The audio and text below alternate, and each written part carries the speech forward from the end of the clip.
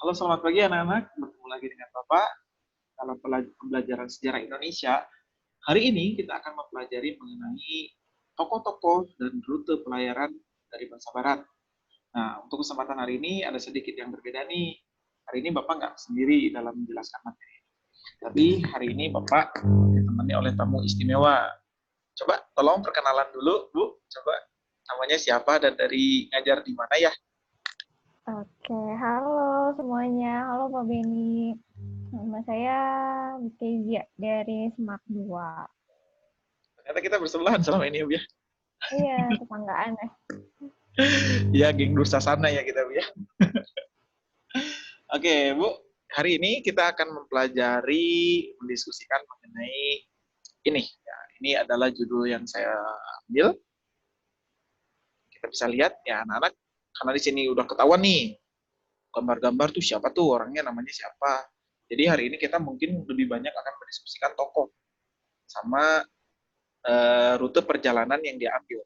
Minggu yang lalu atau di video yang sebelumnya, Bu Keija sudah menjelaskan bagaimana tujuan dari bangsa Barat kenapa melakukan pelayaran samudra ya Bu ya. Nah hari Iya. ini lanjutannya yaitu mengenai tokoh dan rute kemana saja si para pelayar dari Barat ini. Oke, langsung saja. Nah, ini juga sudah dibahas ya Bu ya kemarin ya.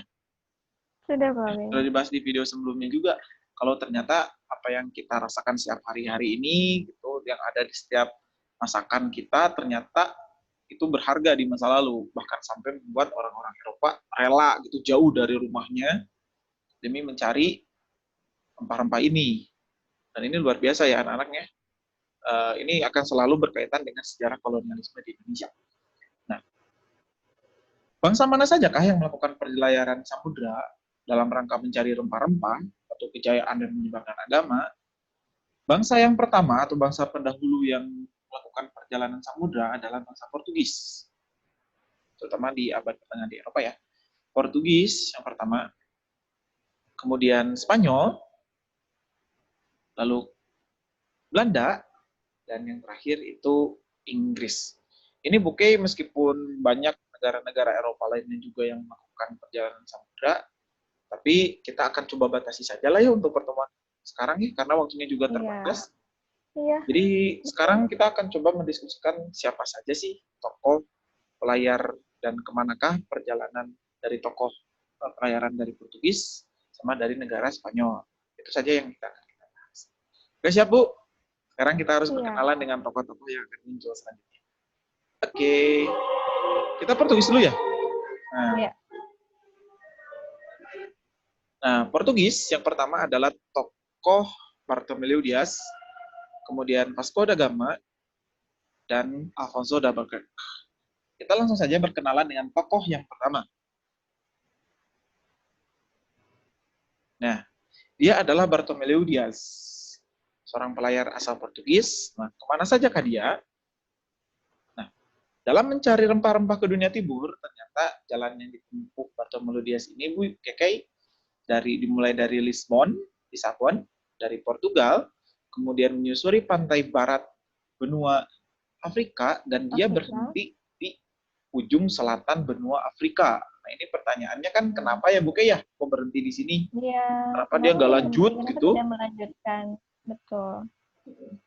Jadi ternyata Bu Kekei dia bukannya nggak mau melanjutkan, tapi ternyata memang dalam perjalanannya menuju sini, ingin menyeberangi sebelah selatan bagian dari benua Afrika ini, justru perahunya itu perahunya tuh harus terhempas oleh ombak, oleh badai. Jadi Badai. jadi kan namanya tuh dia perahunya sudah tidak lagi utuh, terus kemudian perbekalannya masih banyak yang hanyut, maka mereka memutuskan untuk mending kita kembali lagi ke Lisabon. Jadi perjalanan mereka itu hanya sampai di sini saja, di ujung selatan benua Afrika. Nah, daerah di mana terhempasnya si Bartolomeu Dias ini, yang kena ombak ini nih, sering disebut sebagai daerah Cape of Storm, karena dia pengalaman kan dihempas tuh oleh ombak, dihempas oleh badai, storm. Nah, jadi akhirnya disebut wilayah ini adalah Tanjung Badai. Tapi kalau tapi kalau kita pikir-pikir ya, kalau dikasih nama Tanjung Badai, kira-kira Bu Keke mau nggak Nanti melakukan perjalanan? nanti nggak ada yang mau lewat lagi ya karena takut kena Yang badai mau juga lewat sama. lagi ya. Maka Iya, dari iya. itu nanti nama wilayah ini diganti menjadi Cape of Good Hope atau Cape of Hope atau Tanjung Harapan sebagai harapan baru agar para pelaut selanjutnya bisa melewati wilayah ini dan menuju ke tempat yang diinginkan, terutama dalam mencari harapan. Betul. Ya, ini gambar Tanjung Harapan. Ini sedikit, kita langsung saja. Tokoh yang kedua masih dari negara yang sama adalah Vasco da Gama. Kita kenalan dulu dengan tokoh ini ya, Vasco da Gama. Dia sejauh mana dia menjelajahnya, apakah lebih dari Bartolomeu Dias? Kita lihat rutenya. Kira-kira menurut Bu Keke rutenya dia sama nggak dengan Vasco da Gama? Dengan Bartolomeu Dias? Dilihat dari petanya, sepertinya sama ya Pak, menyusuri pantai barat Afrika. Tapi kayaknya dia jauh lebih, pencapaiannya lebih jauh dari sebelumnya ya. Bener banget Bu. Jadi ternyata Sampai ke India. ternyata Vasco da Gama ini mainnya jauh ya, penjelajahannya Lebih jauh jauh. lebih jauh daripada Bartolomeu Dias. Bartolomeu Dias hanya sampai sini, tapi ternyata Vasco da Gama melebihi perjalanannya Bartolomeu Dias, bahkan sampai ke India, ke Goa, dan menancapkan tongkat kolonialisme Portugis di India. Dan disinilah mereka juga menyadari bahwa sebenarnya sumber rempah-rempah itu bukan berasal dari India. India melainkan hanya gudang rempah-rempahnya saja. Sementara sumber rempah-rempahnya itu adanya di sebelah timur India. Jadi mereka harus perjalanan lagi nih, harus menyusuri lagi. Spice Island. Ya, untuk mencari Spice Island itu. Nah, siapakah tokoh Portugis yang benar-benar sampai ke sana untuk mencari rempah-rempah? Dan ternyata jawabannya adalah tokoh ketiga ini, Bu Keke. Alfonso Double-Kirk. Nama yang rumit sekali ya untuk sebuah nama orang. Alfonso Double-Kirk. Nah, kemanakah dia? Nah, ternyata ya Bu Keke, kalau dilihat dari gambar ini, memang dia sampai gitu ya. Kalau di sini digambar, dia memang akhirnya sampai ke Kepulauan Nusantara. Meskipun dalam keterangan jelasnya, si Alfonso Double-Kirk ini ketika sudah menyambangi Goa, mereka berangkat lagi ingin mencari sumber rempah-rempah dan mereka tiba di Malaka. Jadi sebenarnya belum ke Maluku, belum ke Spice Island-nya, tapi tiba di Malaka. Tapi prestasi yang luar biasa bagi Alfonso Double-Kirk karena di bawah kepemimpinannya, ini wilayah Malaka ini yang sebagai pusat perdagangan di Asia Tenggara bisa dikuasai oleh Portugis. Jadi Malaka jatuh ke tangan Portugis dan kemudian Alfonso Double-Kirk memerintahkan kepada para bawahannya untuk mencari ke sumber rempah-rempah itu ke Maluku. Jadi luar biasa ya ini Alfonso Double-Kirk akhirnya sampai ke Nusantara ya gitu ya.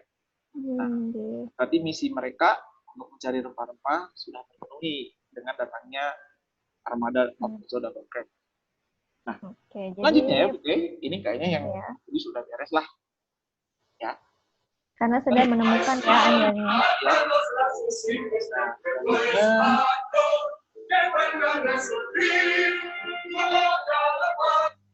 Selanjutnya adalah dari Spanyol.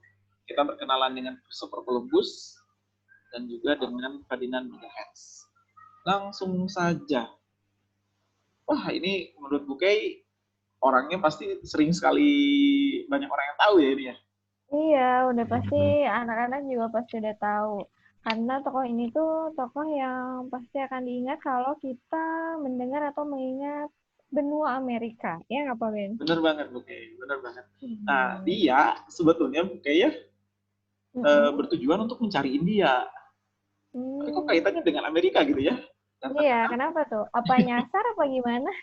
Nah, ini Bu Kay, betul sekali Bu Kay. Nah, dari perjalanan yang ada di gambar ini, memang 4 kali perjalanannya Columbus, dia memang bercita-cita ingin menemukan India dan keyakinan ingin menemukan India. Tapi sayangnya memang selama 4 kali perjalanan, dia belum pernah sampai ke India, melainkan dia hanya sampai ke Kepulauan Bahama, Amerika Tengah ini. Dan dia memang meyakini kalau ternyata wilayah yang dia datangi itu adalah India gitu kan. Bahkan menyebut orang-orang yang dia temukan di sana, "Woi, Indio, orang Indian kamu." Dan akhirnya dampaknya sampai kita hari ini loh. Kita selalu menyebut orang-orang asli Amerika itu dengan sebutan Indian. Itu adalah Iya, warisan kesalahannya dari Columbus dari ya. Christopher Columbus gitu ya. Padahal sampai dia meninggal pun dia belum pernah sekalipun menemukan India gitu. Nah inilah Christopher Columbus ya, dia nyasar tapi nyasarnya berfaedah, melainkan memberikan ya Menemukan. nyasarnya memberikan harapan bagi pelaut selanjutnya untuk melakukan perjalanan mengitari benua Amerika. Oke. Selanjutnya Bu, Terus siapa yang melanjutnya? nah yang terakhir Ferdinand Magellan. Ini tokoh yang luar biasa juga. Mungkin saya bisa bilang ya Bu ya, dia adalah orang yang mainnya paling jauh. Orang yang berlayarnya paling jauh. Kalau kata bahasa Sunda melampar ya dia ya. Bertahun-tahun. Bertahun-tahun dia teh ini menyusuri lautan. Dia berangkat dari Spanyol, membawa jalan ke sebelah barat, ke ujung Amerika, ini benua Amerika, muter, dan akhirnya sampai di sebuah daerah yang dia beri nama karena dia sangat menghormati Raja Spanyol, beri nama Filipina, berasal dari Raja Philip. Tapi sayangnya dia kehilangan nyawa juga di sana. Kemudian perjalanannya dilanjutkan oleh anak buahnya yang bernama Juan Sebastian Elcano. Juan Sebastian Elcano, dan Elcano lah yang melanjutkan perjalanan dari Filipina, kemudian akhirnya dia bisa kembali lagi ke Spanyol. Jadi ini luar biasa perjalanannya mengitari bumi. Ya, mengitari bumi ya. Nah ini mungkin Bu Keke, kayaknya kita cukup sampai di sini saja lah untuk pemberian materi ke anak-anak, karena waktunya juga terbatas. Ya kita langsung saja apa yang harus dikerjakan oleh anak-anak ya. Nah ini adalah soal-soal yang harus dikerjakan oleh anak-anak. Yang pertama mungkin harus bisa menjelaskan kenapa rute yang diambil bangsa Portugis itu berbeda dengan rute yang diambil bangsa Spanyol.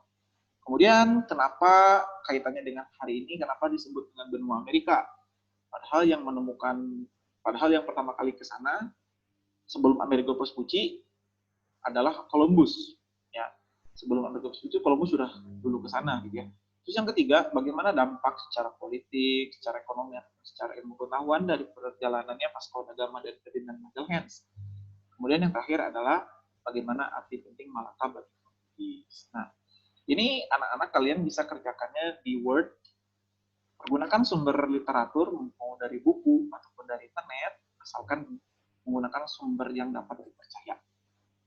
Nah, nanti dikumpulkan, diupload melalui sekolah. Jadi jangan lupa untuk dikerjakan ya anak-anak. Nah, begitu aja Bu Keke. Kayaknya sepertinya waktunya juga sudah habis. Sudah terlalu banyak bicara. Ya. Terima kasih Bu Keke sudah menemani saya dalam pertemuan hari ini. Terima kasih. Sama-sama Pak Benny, terima kasih juga. Mungkin kedepannya kita harus sering-sering collab seperti ini ya, Bu. Ya, tambah lebih asik ya pembelajarannya. Asik pembelajarannya, Bu ya. Terima kasih Bu. Sampai bertemu lagi. Sama-sama. Sampai ketemu.